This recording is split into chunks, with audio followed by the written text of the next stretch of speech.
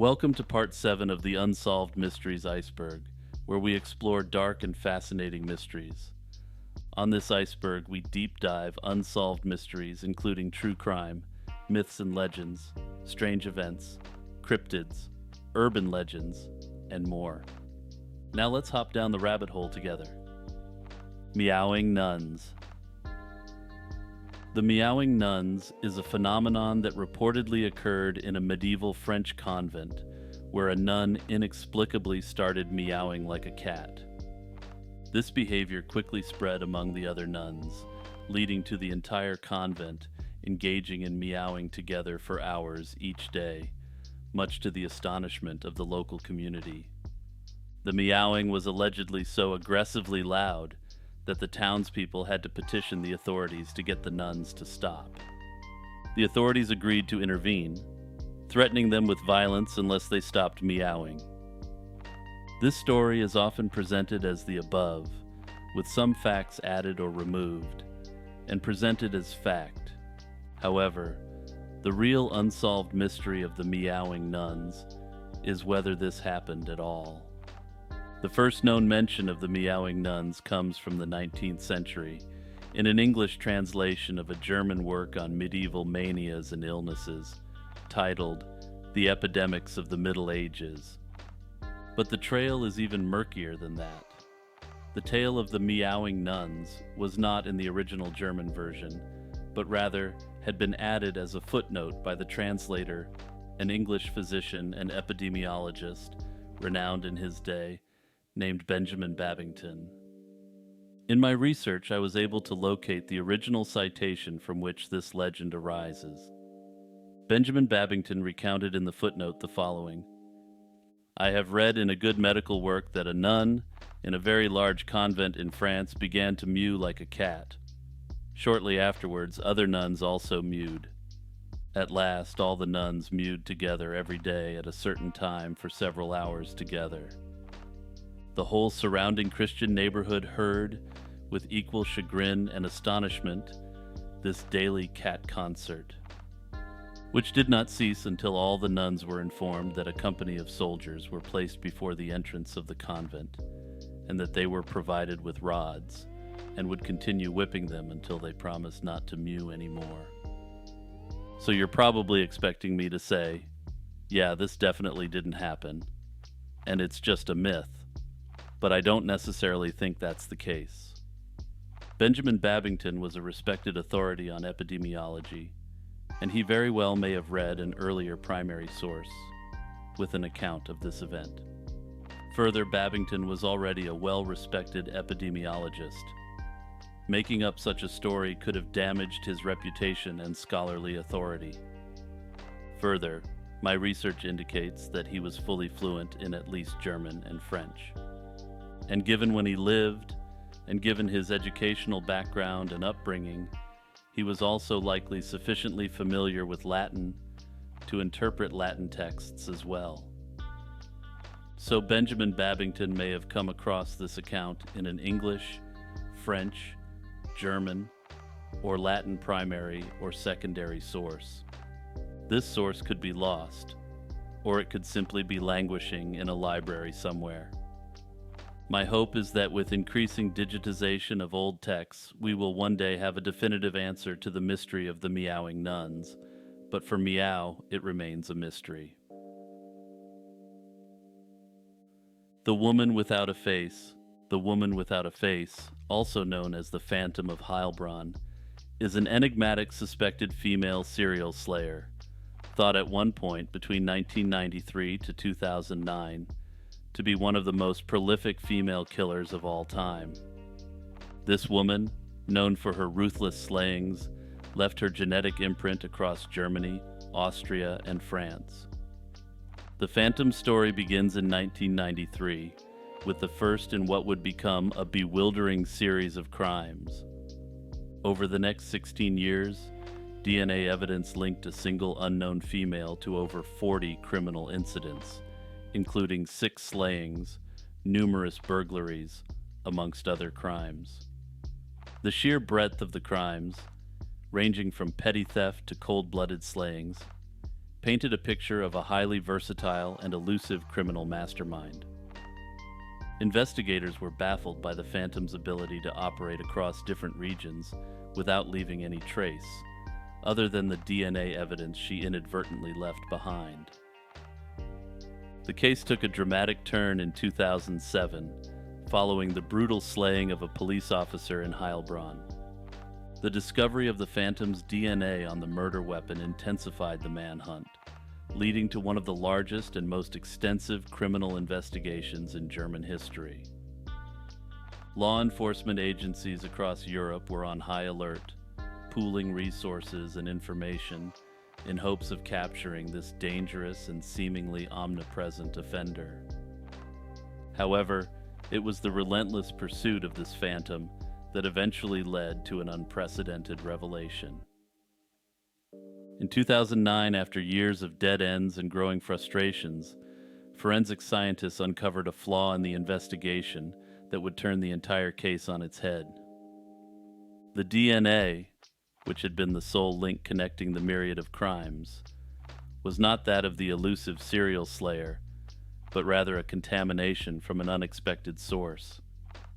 The twist in the tale came from the very tools used to fight crime. The DNA traces found at the crime scenes were traced back to a woman working in a factory in Bavaria, responsible for producing cotton swabs used in forensic investigations. This inadvertent contamination occurred before the swabs reached the crime scenes, leading to the false identification and creation of the woman without a face. The so-called mastermind elusive serial slayer was fiction rather than fact. However, an element of the case still remains unsolved: the slayings themselves.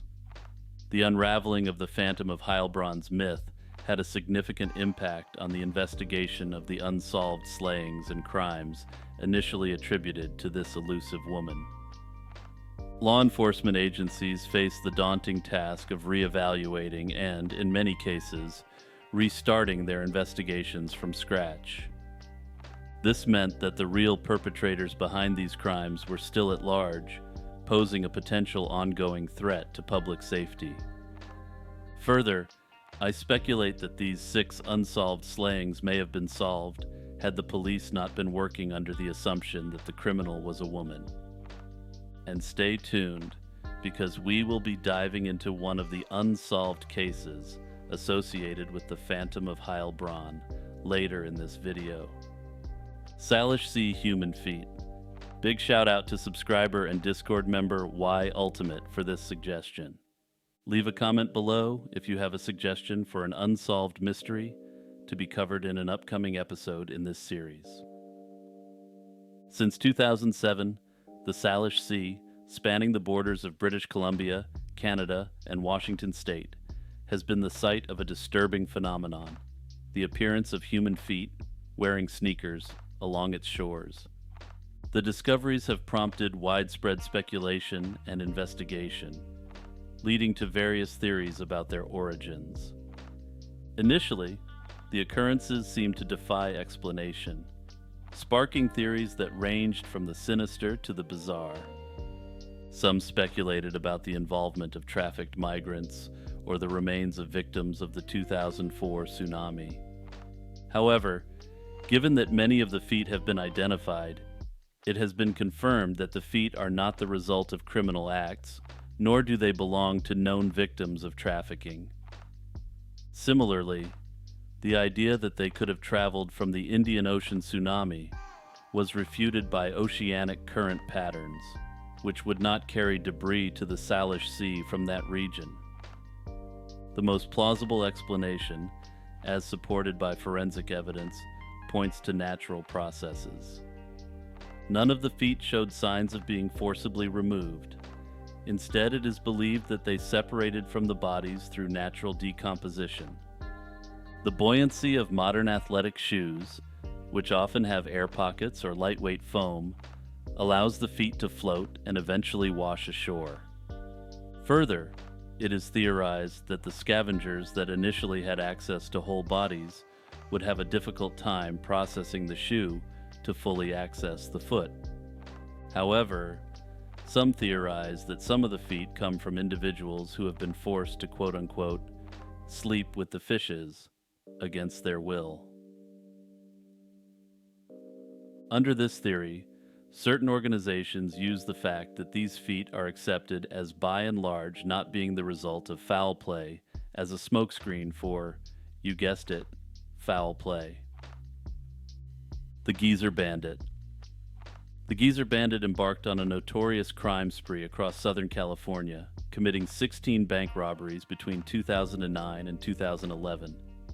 Described as an elderly white male in his early 60s to mid-70s with an average build and standing between 5'10" and 6 feet tall, the Geezer Bandit executed his heists with a calculated calmness, approaching tellers with a note demanding large sums of money under the threat of violence.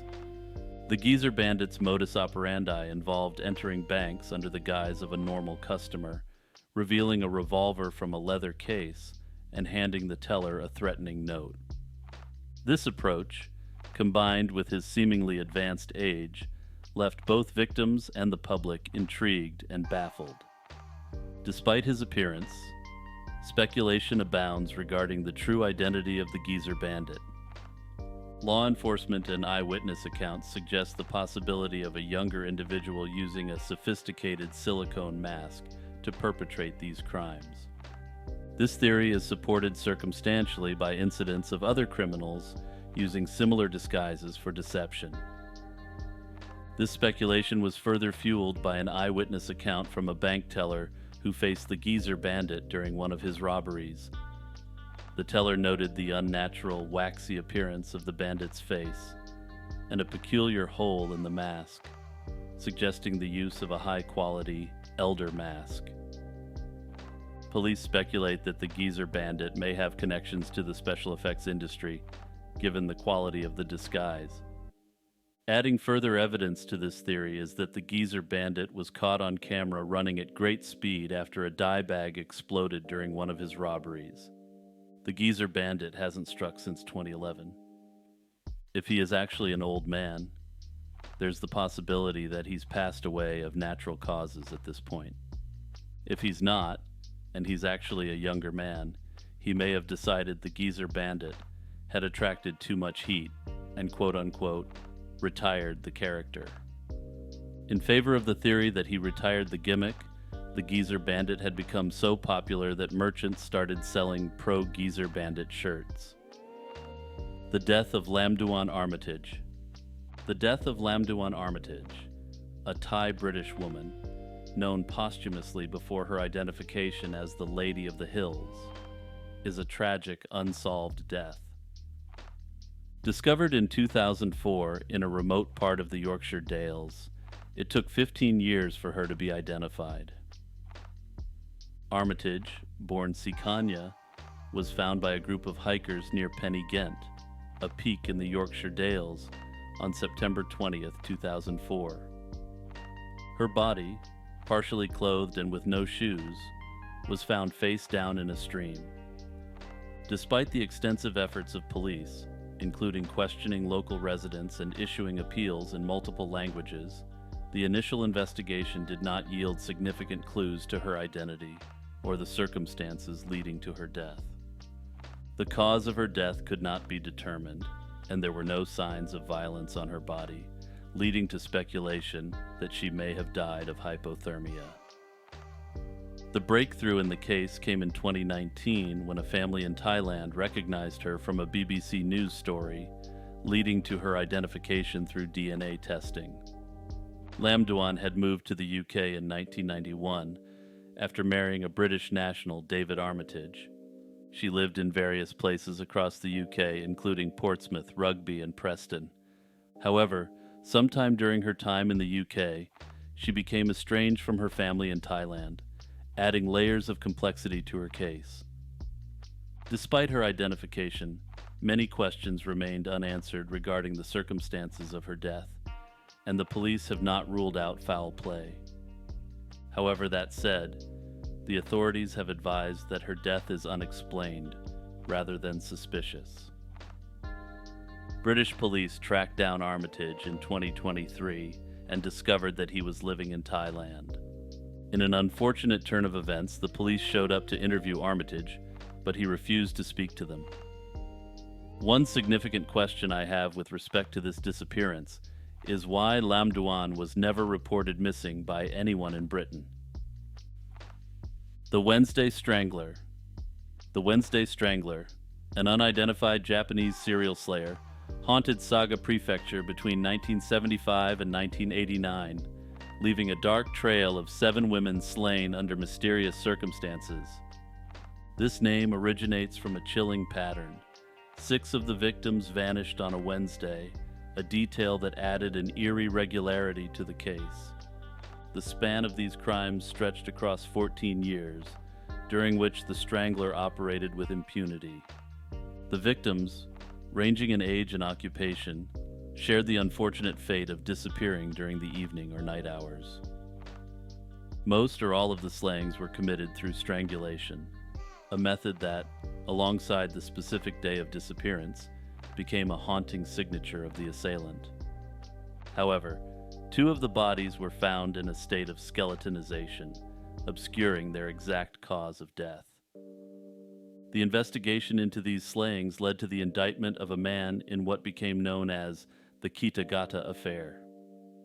Despite initial charges and a subsequent trial, the suspect was acquitted in 2005 due to a lack of conclusive evidence and concerns over investigative procedures. As is common in the Japanese legal system, the accused was quote-unquote strongly encouraged to confess. However, as with many cases we've discussed from Japan on this series involving confessions, the techniques used to extract these confessions may be, to put it charitably, a bit too persuasive. The identity of the Wednesday Strangler remains unknown, with some suggesting that some of the slayings were actually copycat events. Okay, so you've made it this far, and if you like what you're seeing, do me a huge favor and hit the like button, the subscribe button, and that notification bell. This helps my channel grow and helps me spend way more time producing content. My goal is to do this full time, and I can only do that with your support. Also, consider joining up on the Patreon or the YouTube membership. Both links are in the description. The Death of Cleopatra. Cleopatra, effectively the last ruler of the Ptolemaic Kingdom of Egypt, was a highly influential figure in the Mediterranean world during her lifetime. Born in 69 BC to Ptolemy XII, Cleopatra ascended the throne in 51 BC alongside her brother, Ptolemy XIII, following her father's death. Her reign was marked by a series of strategic romantic liaisons with powerful Roman generals, most notably Julius Caesar and Mark Antony. These romances, which were both politically motivated and deeply personal, intertwined the fates of Egypt and Rome and changed the course of history. Cleopatra's relationship with Julius Caesar began when, by one account, she had herself smuggled into Caesar's quarters in a sack. Cleopatra bore Julius Caesar a biological son named Caesarion. This would be a problem for her in the future, as Octavian, the future Caesar Augustus and first Roman emperor, was the adoptive son of Julius Caesar. After Caesar's slaying in 44 BC, Cleopatra was quick to move on and aligned with Mark Antony, another powerful Roman general with whom she had 3 children. Their relationship was characterized by both a romance and a famous military alliance.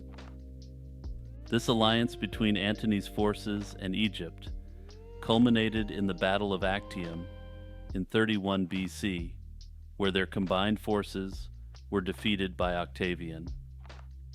The mystery surrounding Cleopatra's death centers on the manner of her self-ending in 30 BC, after the defeat and following Antony's ending by his own hand. While it is popularly believed she died by the bite of an asp, a symbol of divine royalty in Egypt, this account is mainly attributed to the writings of Plutarch and has been debated by historians. Other sources writing around the same time indicate that she ended herself by way of injection. Further, Other contemporary writers recorded that she applied a fatal ointment. Also, the reason she ended herself is not clear either. Some sources indicate that Octavian gave her an ultimatum whereby she could either end herself or be ended by him.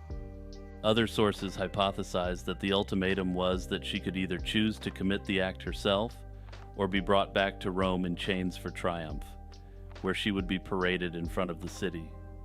Further yet, there is another school of thought which suggests that Octavian had her executed because she was the mother of Julius Caesar's biological son. Circumstantial evidence in favor of this comes from Octavian slaying Caesarion weeks later after luring him back into Egypt with promises to safety. Simply put, there is very strong circumstantial evidence to suggest he did not want anyone else with a competing claim on Julius Caesar's legacy around. Further, Cleopatra was an extremely intelligent and able stateswoman who had proven that she could go toe-to-toe in power politics with the most powerful men in history. As such, I question whether Octavian would even allow her to commit the act herself, for fear that she may pull a rabbit out of her proverbial hat and live to fight another day. Spring-Heeled Jack. Spring-Heeled Jack is a captivating figure steeped in English folklore who began to terrify the residents of London starting in 1837. This enigmatic character is distinguished by his eerie appearance and supernatural ability to execute leaps of astonishing heights and distances, earning him his moniker. The accounts of his appearance are varied and chilling. He was frequently depicted as a diabolical entity with menacing clawed hands, eyes that glowed with an unearthly light, and emitting a spine-chilling screech that could freeze the blood of anyone who heard it. The Spring-Heeled Jack saga began with a series of assaults that occurred in London, which quickly captured the public's imagination and spread panic throughout England. Among the most notorious of these encounters were the attacks on two young women, Mary Stevens and Jane Alsop.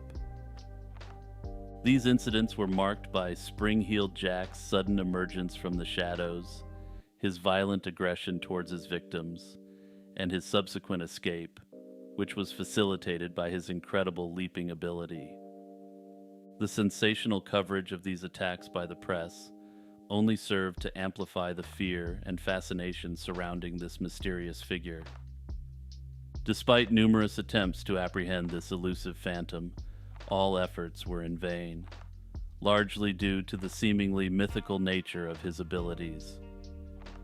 Theories about Spring-Heeled Jack's true identity were rampant, with speculation ranging from him being a demonic force, an extraterrestrial visitor, to a prankster in costume. However, contemporaneous reports only indicated the demonic force and prankster theory, as belief in aliens wasn't widespread at the time. Some have posited that the legend of Spring-Heeled Jack could have originated from real incidents, but were then amplified and exaggerated by the media. Others have speculated that he didn't exist at all, but was simply the result of a mass delusion. The Muramasa, the bloodthirsty demonic swords. The Muramasa swords, crafted by the legendary Japanese swordsmith Sengo Muramasa, are famed for their beauty, but also the curse associated with them. These swords, originating from the Muromachi period, have garnered a notorious reputation for causing misfortune and death, leading to tales that suggest a cursed nature. Muramasa's technique was, to put it mildly, unconventional. Rather than acquiring materials in a conventional way, he added additional elements to his blades. He did this by using materials gathered from ancient battlefields and sites associated with death, which purportedly infused the blades with malevolent spirits. This practice, along with Muramasa's own supposed madness, is believed to have transferred an inherent evil into the swords themselves, making them symbols of dread and misfortune. By way of background, in traditional Japanese belief systems, everything has a spiritual essence. A rock has a spiritual essence, as does a human. by this logic too, a katana has a spiritual essence. Understanding the spiritual essence is key to understanding the legend associated with the Muramasa blades. The sword's legend is also steeped in tales of uncontrollable violence. It was believed that if a Muramasa blade remained sheathed for too long, it would begin whispering to its owner, urging them to commit acts of violence. This led to a grim ritual. If a Muramasa sword was drawn, it had to taste blood before being resheathed, even if that meant the owner had to commit an act against oneself. The fear surrounding these blades was so great that some owners went to lengths to destroy them, despite them being extremely well-crafted swords. Muramasa's swords are often contrasted with the swords of Masamune, another legendary Japanese swordsmith who was previously discussed in episode 3 of this series. A famous Japanese legend tells of a supposed competition between the two men. Both smiths' swords were placed in a stream. Masamune's blade only cut leaves and spared the fish, symbolizing a selective, benevolent force in harmony with nature. And can you guess what happened with Muramasa's sword? His sword cut indiscriminately, embodying its ruthless and bloodthirsty nature. Despite the sinister legends, Muramasa swords are generally to be considered of very high quality. However, unlike a Masamune, which is virtually priceless, especially given that most of them are in museums, Muramasa swords are much more common and less valuable. That said, due to the legend connected to Muramasa swords, they still fetch a very high price. In my view, the series of unexplained events around the Muramasa swords is likely explained by the beliefs and expectations of the owners of the swords. The lore surrounding these swords suggests that knowing about the curse could predispose owners to fear and paranoia, potentially influencing their actions to align with the sword's bloody legend. Further, the belief in the curse could create a self-fulfilling prophecy where the wielder's actions confirm the sword's malevolent reputation despite their intentions. Also, another factor to consider is the sort of person who would willfully choose to own a Muramasa sword. A samurai who would willingly acquire a sword that was fully accepted to be cursed and malevolent is likely the sort of samurai who is already prone to acts of violence. The Doodler. In the mid-1970s, San Francisco was gripped by the terror of an elusive figure known only as the Doodler. This unidentified serial killer, believed responsible for the deaths of between 6 and 16 men, carved a dark niche in the city's history. 3 men also survived the assaults by the Doodler, with these 3 men likely the key to resolving this mystery. Between January 1974 and September 1975, the Doodler targeted gay men in San Francisco, exploiting the era's vibrant nightlife to find his victims. His modus operandi was unique and disturbing. He would sketch his victims before brutally stabbing them to death. This habit earned him the moniker, the Doodler, a name that belies the horror of his crimes. The Doodler's identity has remained a mystery, partly due to the societal attitudes of the time. In the 1970s, the gay community in San Francisco was burgeoning, yet it remained marginalized and stigmatized, complicating the investigation. Victims and potential witnesses, wary of police indifference or outright hostility, were often reluctant to come forward. This reluctance was compounded by the fear of being outed during a period when doing so could have severe personal and professional repercussions. Investigators, however, have not been completely without leads and strongly suspected a certain suspect and appear to have been able to conclusively identify him based upon the 3 survivors. However, there's a significant and unfortunate catch. These men were in the closet, and at least 2 of them were prominent individuals. One of the individuals is described as a diplomat, while the other as a famous entertainer. Identifying the man and giving evidence would of course leave them susceptible to cross-examination by defense counsel, which would, with near necessity, involve them being outed in an unaccepting time. The slaying of Michel Kiesewetter. On April 25, 2007, a profound tragedy unfolded in Heilbronn, Germany, shaking Germany and law enforcement to its core. Michel Kiesewetter, a 22-year-old rookie police officer, became the target of a heinous act that would later be linked to a series of crimes perpetrated by an extremist group. The day started like any other for Officer Kiesewetter and her partner, as they patrolled an area of Heilbronn in their police car. In an unsuspecting moment during their lunch break in a parking lot, tragedy struck. Approached from behind, they were ambushed in a calculated attack. Kiesewetter suffered fatal injuries, while her partner was left seriously wounded, but survived. The perpetrator or perpetrators took Kiesewetter's service weapon as a grim trophy of their heinous act. Unfortunately, during the initial investigation, the attack was linked to the previously discussed woman without a face, also known as the Phantom of Heilbronn, wasting valuable investigative resources. However, upon further investigation, it was discovered that the brazen daylight assault on law enforcement officers marked a chilling escalation in the activities of a group called the NSU, seeking to return to Germany's dark 20th century past. At present, the case remains unsolved, though the involvement of this group was all but confirmed with absolute certainty. During a raid on an NSU-associated compound in 2011, the German police were able to recover Kiesewetter's service weapon. That said, no one has been charged in relation to this heinous act at present.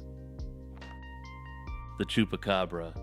The Chupacabra, a creature whose name somewhat unfortunately translates to goat-sucker in Spanish, is one of the most recognizable cryptids, despite tales of it being relatively recent. In the mid-1990s in Puerto Rico, the creature was blamed for mysterious livestock deaths, characterized by bloodless bodies with puncture wounds. In 1995, Puerto Rico became the epicenter of Chupacabra sightings. Residents reported livestock deaths, with the animals found drained of blood, bearing distinctive puncture wounds.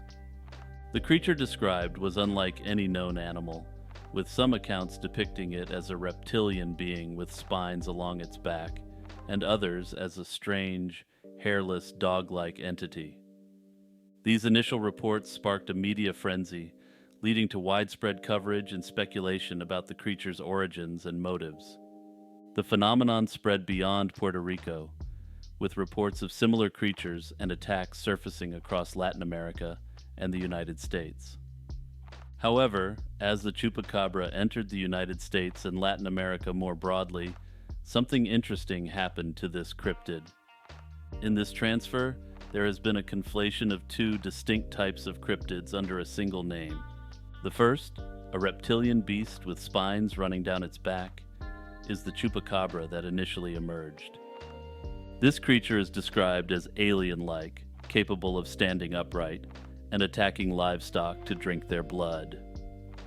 The second, differing markedly in appearance, resembles a hairless dog or coyote, primarily sighted in the southwestern United States. This variation, often suffering from mange, a condition causing significant hair loss and skin damage, bears no resemblance to the initial descriptions yet is linked by the shared behavior of attacking livestock. Further, the second type of Chupacabra, despite the name, does not appear to be widely associated with blood-draining incidents in livestock. In my view, the second type of Chupacabra definitely exists, as it isn't even an unusual creature, and as such I consider it a solved mystery.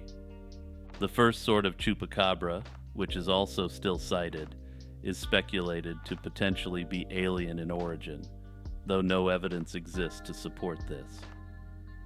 Perhaps the real unsolved mystery here is how an alien reptile and a hairless dog ended up being associated with the same cryptid. Also, As a quick aside, the second kind of chupacabra has become so ingrained in the culture that in 2023 Netflix released a movie called Chupa, featuring an adorable baby chupacabra. The identity of green boots.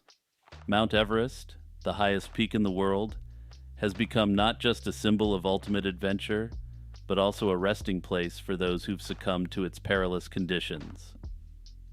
Among the over 200 bodies that remain on Everest, one of the most iconic is known as Green Boots.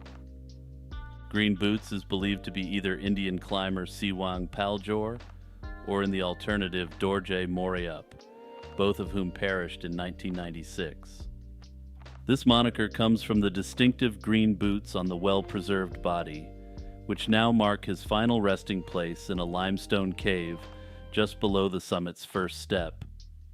This area, often referred to as the death zone due to its lethal conditions, has less than a third of the oxygen available at sea level, significantly increasing the risk of hypothermia or lack of oxygen for climbers. In a macabre twist, climbers en route to the summit must navigate past his body, using it as a grim waypoint. The Miracle of the Sun. The Miracle of the Sun is an event that reportedly occurred on October 13, 1917, witnessed by a large crowd near Fatima, Portugal. It was the culmination of a series of apparitions of the Virgin Mary to 3 shepherd children. The children had reported that the lady, later identified as the Virgin Mary, promised a miracle on her final apparition to convince the public of the truth of her appearances and messages. On the promised day, amid cloudy and rainy conditions, a crowd of up to 100,000 people gathered. Witnesses described seeing the sun emerge from behind clouds as an opaque, spinning disk in the sky. It was said to cast multicolored lights and move towards the earth in a zigzag pattern, creating a spectacular and terrifying spectacle. The phenomenon lasted approximately 10 minutes before the sun began to act normally again. Descriptions of the event vary, with some witnesses reporting only minor changes in light and color, while others describe seeing the sun dance in the sky. The Miracle of the Sun has been interpreted as a divine confirmation of the Marian apparitions at Fatima. However, skeptics have proposed alternative explanations, including a collective hallucination brought on by mass hysteria, or UFOs. Resurrection Mary. Resurrection Mary stands as one of Chicago's most captivating ghost stories, capturing the imagination of both locals and paranormal enthusiasts generally. This legend stems from the early 20th century and centers around the mysterious appearances of a young woman's ghost along Archer Avenue and near Resurrection Cemetery in Justice, Illinois. The story begins with a tragic incident in the 1930s, where a young woman, after spending an evening dancing with a boyfriend at the O. Henry Ballroom, now known as the Willowbrook Ballroom, met her untimely death. Following a heated argument with him, she decided to leave, and while walking up Archer Avenue, was struck in a hit-and-run accident and mortally wounded. Her grieving parents buried her in a white dancing dress and shoes, the attire she was last seen wearing alive. This tragic alleged event set the stage for the numerous sightings of Resurrection Mary that would follow. The first reported sighting of Mary dates back to 1939, when a local man encountered a beautiful blonde woman in a white dress at a dance hall. After spending the evening dancing, he offered her a ride home. As they approached Resurrection Cemetery, according to his account, she vanished into thin air, marking the beginning of the numerous encounters with the phantom hitchhiker known as Resurrection Mary. This spectral figure is often described as a young, attractive blonde woman dressed in a white party dress, seeking rides along Archer Avenue and disappearing near the cemetery gates. Throughout the years, there have been various sightings of Mary, including encounters by cab drivers, locals, and passers-by, all sharing eerily similar experiences. One notable report came from a cab driver in 1979 who picked up a young woman in a white dress along Archer Avenue. She directed him to stop in front of Resurrection Cemetery, where she then vanished without opening the car door. These encounters have led many to attempt to uncover the true identity of Resurrection Mary, linking her to young women who met tragic ends in the area during the late 1920s and early 1930s. Despite these efforts, her true identity, if any quote-unquote true identity exists, remains a mystery. Also, if you're in the Chicago area, I'm curious to hear how widely known this ghost story is there. When I'm in the area next, I can definitely see myself taking a drive down Archer Avenue late at night. Pierre Pasolini. Pierre Pasolini, an Italian artist, film director, and public intellectual who was known for his bold critiques of society, politics, and culture, met an untimely demise in 1975. Pasolini was found deceased on the beach at Ostia, having been beaten and subsequently run over by his own car. Other grossly indecent acts were committed as well, suggesting a personal motive. The immediate narrative framed his death as the result of a violent encounter gone wrong with a young man named Pino Pelosi, whom Pasolini had supposedly picked up. Pelosi initially confessed to the act, and despite the brutality of the crime, somehow only spent 9 years in prison. In 2005, long after he had been released, he retracted his confession, casting doubt on the simplicity of this explanation and fueling speculation of more complex motives. Pelosi has since stated that he only confessed to the crime under threat of violence being committed to his family. However, despite this, the case officially remains solved, and Pelosi has not been exonerated of the crime. This has caused significant difficulties in reopening the police investigation. After all, according to the Italian legal system, there's nothing to investigate. However, in a major development in 2023, court documents were filed to reopen the case. At present, it does not appear that any decision has been made in respect to these filings. Pelosi, for his part, advised that the slaying was conducted by 3 men with southern Italian accents. One leading theory is that Pasolini was slain for his left-wing political views. Another view is that the slaying may have been the result of extortion. Under this theory, which is supported by the testimony of one of his friends, some of his film was stolen. This theory suggests he may have been slain as a result of complications of this event. Personally, though, I find this theory hard to believe, given the extreme brutal and personal nature of the slaying. I would suspect a slaying in relation to extortion would be less personalized. Another theory, which is not exclusive with the above 2 theories, is that he was slain by a far-right organization or a mafia organization. The Baghdad Battery. The Baghdad Battery, also known as the Parthian Battery, is a mysterious archaeological find. Discovered in the vicinity of Baghdad, this artifact comprises a ceramic pot, a copper cylinder, and an iron rod, suggesting it could be a primitive galvanic cell. The exact purpose of this device remains a subject of debate among scholars. One popular theory posits that the Baghdad Battery might have been used for electroplating, a process of depositing a layer of metal onto another by means of electricity. This theory is supported by the artifact's construction, which resembles a basic battery capable of generating a small electric charge when filled with an acidic solution, such as vinegar or grape juice.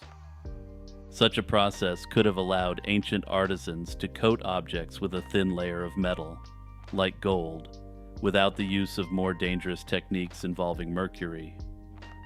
However, skepticism surrounds the electroplating hypothesis. Critics argue that there is no definitive evidence of electroplating being practiced in the era the Baghdad Battery dates from. Additionally, the electrical output of the Baghdad Battery, estimated at around 1 volt, is considered too weak for practical electroplating. An alternative suggestion is the use of the Baghdad Battery for medicinal purposes. Despite these theories, some researchers propose more mundane purposes for the Baghdad Battery, such as storing scrolls or serving as a symbolic object rather than a functional device. This viewpoint is bolstered by the lack of direct evidence supporting the battery theory, including any ancient texts or archaeological finds detailing its use in a practical electrical context. Modern experiments have recreated the Baghdad Battery, demonstrating it can produce a small current. However, this relies upon modern scientific understanding.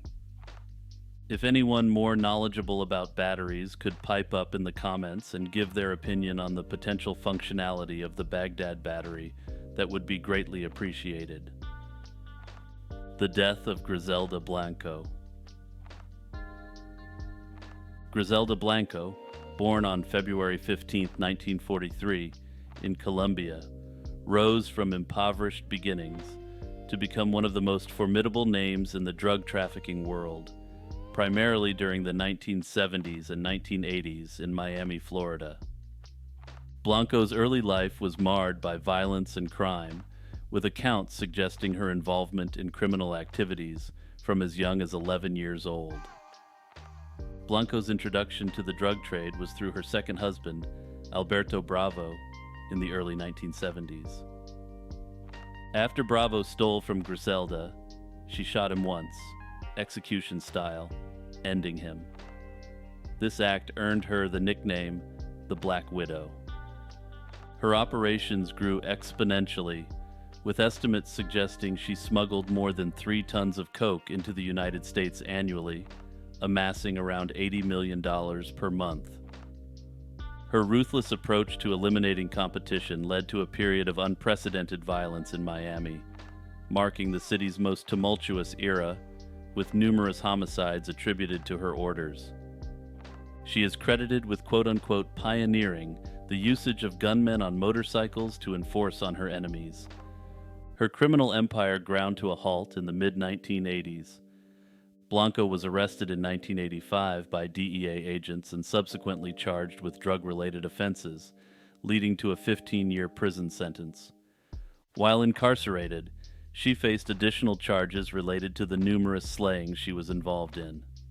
Her lead hitman turned on her and was supposed to give evidence against her, but in a cinematic twist, the hitman engaged in adult phone relations with secretaries at the state's attorney's office, ending the case against Griselda. Despite her numerous crimes, she was deported to Colombia in 2004 after being released on compassionate grounds due to poor health.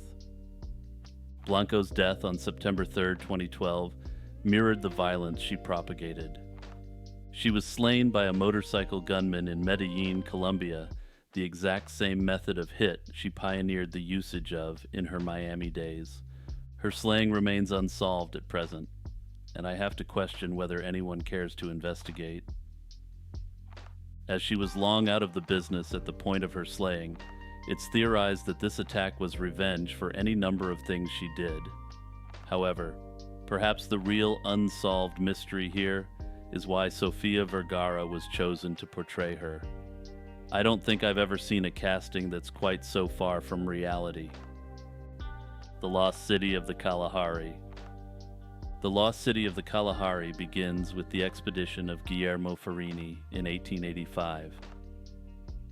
Farini, a Canadian explorer, ventured into the uncharted territories of the Kalahari Desert, later claiming to have stumbled upon the ruins of a vast and ancient city. His descriptions, filled with poetic imagery, spoke of half-buried ruins and extensive structures, suggesting the presence of a once great civilization. Despite Farini's vivid accounts, subsequent expeditions failed to locate the city. That said, it doesn't appear that these expeditions were dedicated to finding the city, but rather were based on surveying colonial holdings. Some have suggested that what Farini perceived as man-made structures were likely natural rock formations, eroded in such a manner that they resembled the ruins of walls and buildings. However, others speculate that he made the entire event up in a bid to raise his public profile, a theory which I support. Farini was involved in a number of questionable claims, including claims of having discovered the missing link between anatomically primitive and anatomically modern humans. In my view, this story was almost certainly a work of fiction. Farini was clearly not a trustworthy individual, and any claims he made deserved to be viewed with utmost skepticism. To quote Jonathan Frakes, "We made it up. It's a lie. It never happened. We spun it out of whole cloth." The Loveland Frog. In the small town of Loveland, Ohio, a mysterious creature is said to lurk the waterways, captivating the imagination of locals and cryptid enthusiasts alike: the Loveland Frog. The Loveland Frog is described as a bipedal amphibian, approximately 4 feet tall, with a distinct appearance that includes leathery skin, webbed feet, and hands. Sightings of this enigmatic being trace back to 1955, when a local businessman reported encountering 3 frog-like entities on the side of the road, sparking a legend that continues to thrive to this day. Over the years, the Loveland Frog has been spotted multiple times, with each account adding layers to its mystique. The most notable sightings occurred in the 1970s, when 2 police officers reported encounters with a similar creature within weeks of one another, lending an air of credibility to the existence of the Loveland Frog. In one instance, an officer claimed to have seen the creature standing erect on the road, only to witness it leap over a guardrail, disappearing into the night.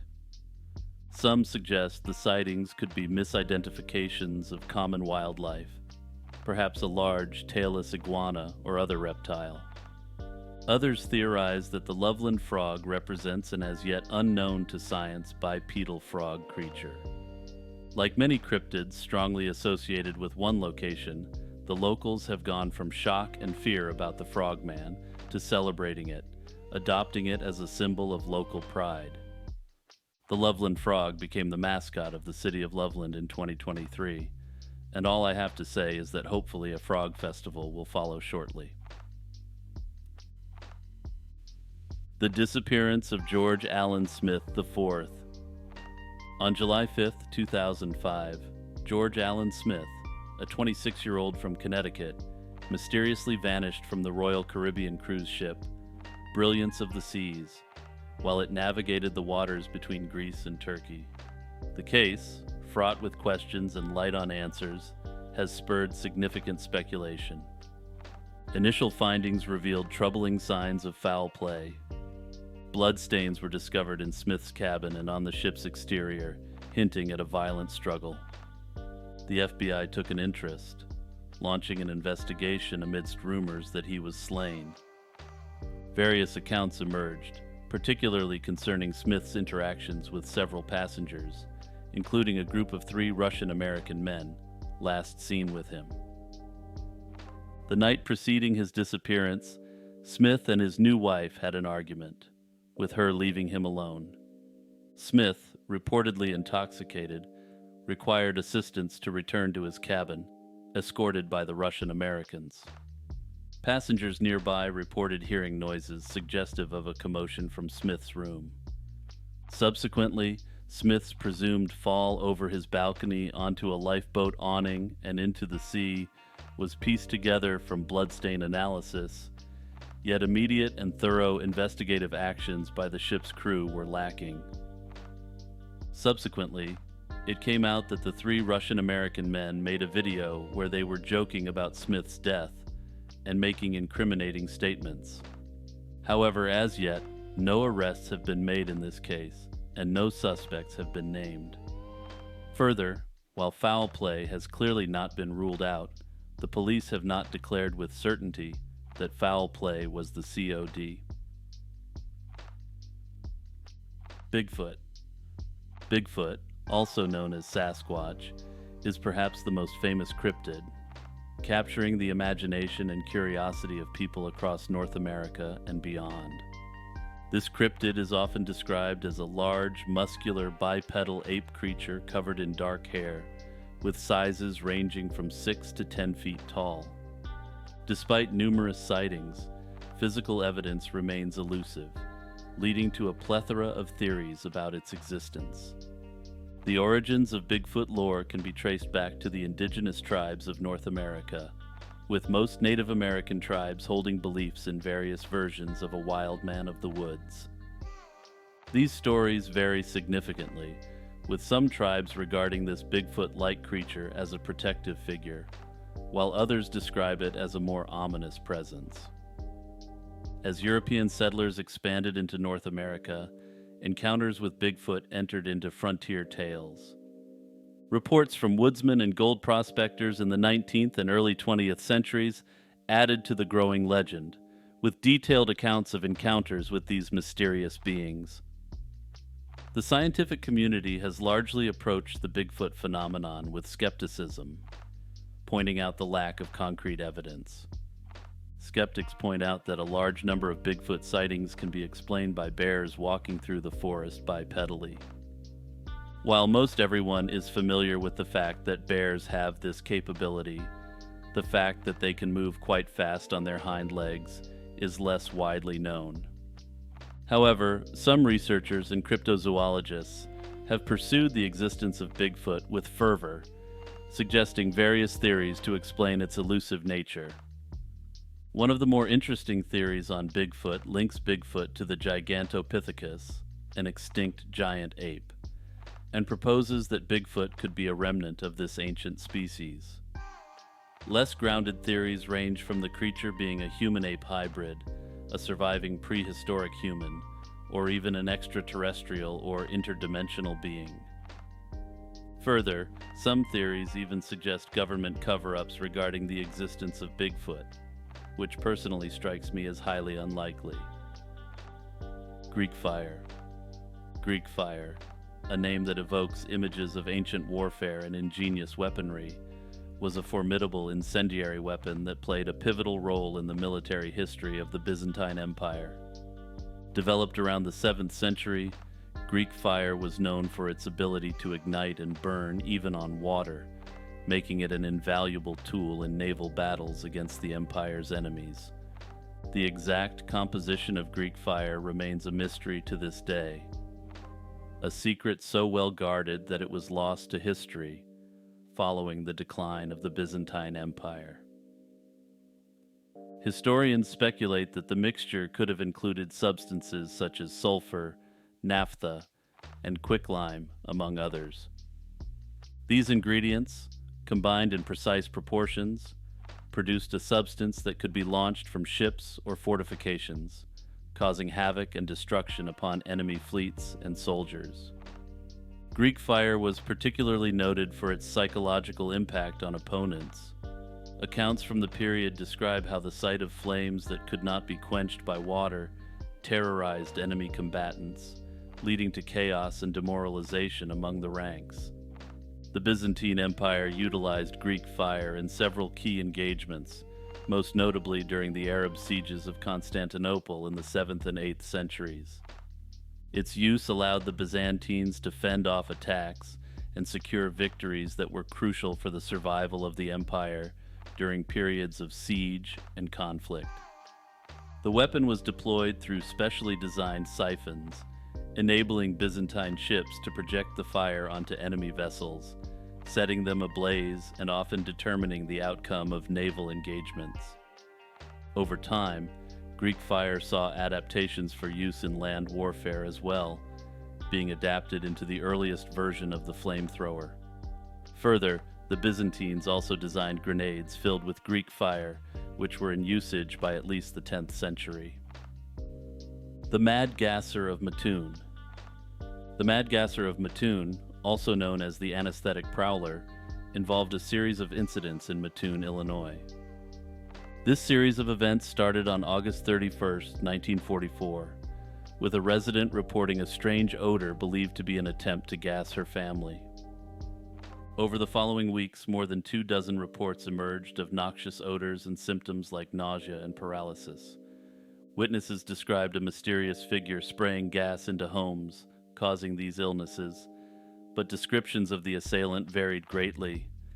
The incidents caused widespread panic, attracted media coverage, and prompted a large police investigation, yet no evidence of gas or a gasser was found, and no suspect was identified.